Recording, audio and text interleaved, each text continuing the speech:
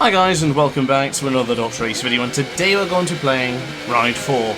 Today we're going to be using Jack Kennedy's Train Yamaha, the new British Supersport champion, 4-time champion to make it for Jack Kennedy, absolute beast on board the Yamaha, and massive thank you to SirChioXXIII for creating another fantastic livery, absolute legend. So once again, Sergio, big appreciation for you for making another fantastic livery. If you want to check out any of his liveries, check them out on either Ride 4 or even on MotoGP 22 for some helmet designs. But for now, we're going to discuss here in Snetterton. Now, Snetterton is not one of those tracks I'm particularly fond of, and nor I'm very good at. I don't really give it much of a chance, so I think I'm actually going to spend a bit more time with this circuit and try and improve my skills there. As Adam Marchand looks like he needs to do the same thing after taking out a rider into Agostini there. But we'll now get onto the left-hand side here, just possibly around the outside. Didn't quite make it around into Hamilton.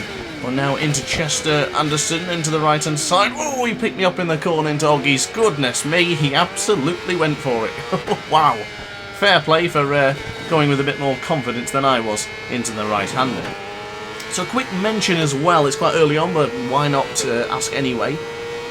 What do you think of the quality to this video? Has it changed at all? Because I've just been tweaking some settings from OBS, and I noticed that some of the quality settings were a little bit lower than I had hoped for. So I have changed a few settings. Let me know in the comment section down below. If you are watching in 4K, let me know. Hopefully the feeling is good. I noticed a bit of stutter on the playback, but I don't know whether that'll affect onto YouTube with its compression, etc. So yeah, let me know, and curious to find out the results. If it's made a massive difference, great, and it looks good, perfect. But if it looks a bit shoddy, then we'll certainly revert back to the old settings. So charging down the straight now, getting across the line. Chester Anderson a little bit further ahead, of course, picked us up a moment ago, and I don't quite have the confidence to just lunge into Richie's for turn 1, but maybe into the right-hander coming up. We could go around the outside from the position that we're in right now. We're going to be very firm on the brake, so into the right-hander. Not quite. Have we got it done into... Yes, we have. Out of Montreal, we were very quick, just like Jack Kennedy on the R6. We do manage to move up into 7th position. So out of Palmer there is just getting really close to Rosa Alfeld. I'm not sure how to pronounce that for the Spanish name, but Alcald will do for me for now, but getting way out of shape. Rosa gets punted off into the distance for Agostini as someone just closed the gap.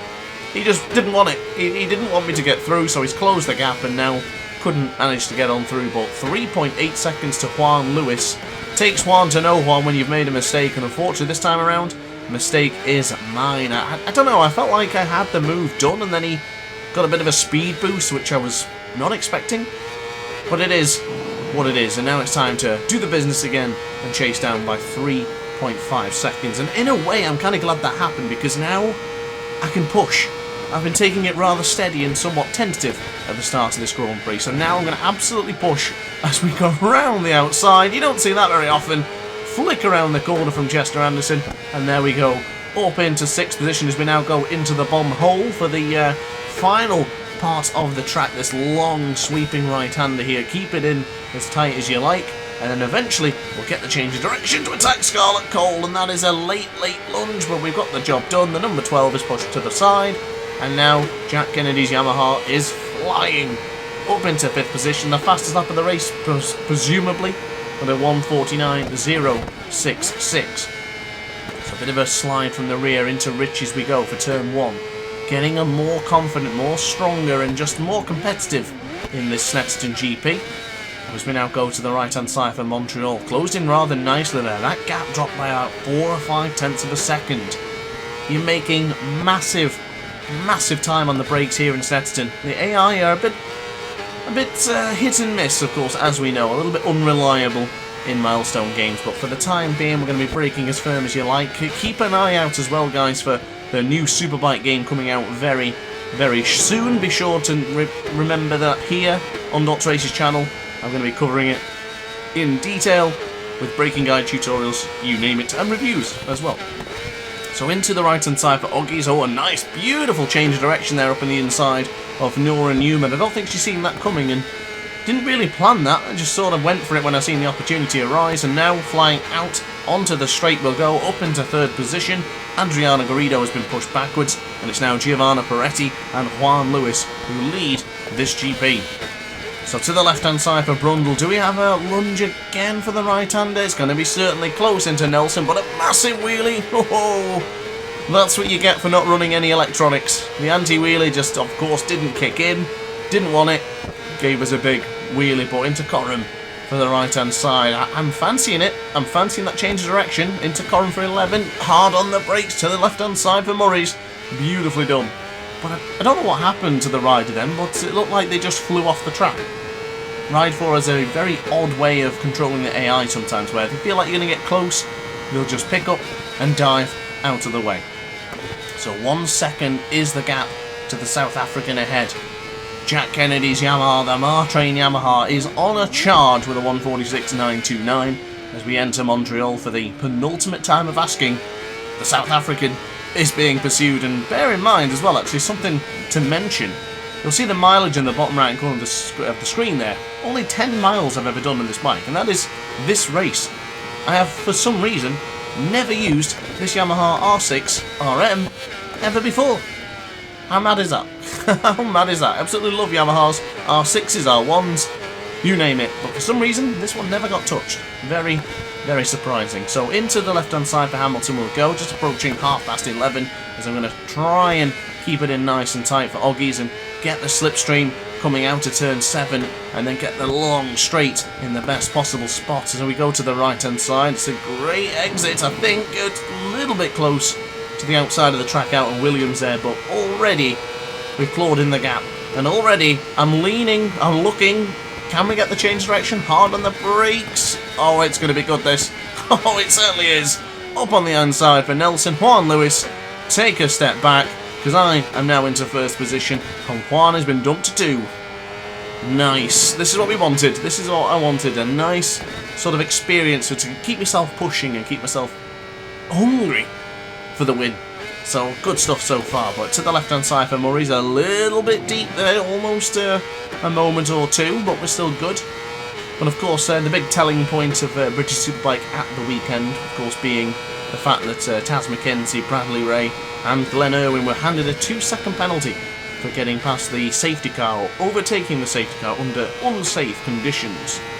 Something to debate really is. I don't think Glenn and Bradley Ray should have been punished. I think very similar to what they do in racing, or track racing should I say, in the sense of on foot, running racing. They do find that the person who jumps the start, who gets that false start and sends everyone out, the others won't be punished because it's a false start triggered by reaction. I do feel that Glenn Irwin and Bradley Ray were dealt a bad hand for that one. Didn't matter to Bradley Ray, still got the triple. Taz McKenzie dropped a position, but Glenn Irwin finished off the podium, and I think that really sucked, because Glenn Irwin really deserved the podium at the weekend, so that was a shame. But back to business before we get into that debate. If you do want to debate that, let me know in the comments section down below, and of course even hop into the Discord server and have a chat with the aces. But into Williams now for the final time of asking, bringing on the power. We've got the job done, and I've got to be honest with you, actually, I quite enjoyed this. Can I just shock you for a second? I rather enjoyed the Snetterton track and using this Yamaha. It was a great combination. I think we could be seeing ourselves back here in Snetterton sooner rather than later. I guess we'll find out. But be sure to comment on one of my polls for the next Ride 4 guide video. Let me know which one you want to see next, and I'll be sure to oblige. But into the final part now, coming out of Coram for turn 11, hard on the brakes for Murray's for the left-hand side, very tight to the apex there, almost too tight, almost threw everything away with that one. Bit of a wheelie there for Jack Kennedy's Yamaha for the new British Superbike champion, or British Supersport champion should I say, for the 4-time champion. So guys, thank you very much for watching the video. I really do hope you enjoyed. If you did, let me know in the comments section down below, and I'll be sure to see you in the next video. So like, comment, and subscribe, and ciao for now. Oh hi, didn't quite see you there. Good to see you're still here. If this video didn't quite sate your appetite, then why not watch some more DrAce content by clicking the video shown on screen now. Furthermore, if you would like to follow me on social media, you can do so now with the links down in the description. Consider subscribing so you don't miss a single DrAce video.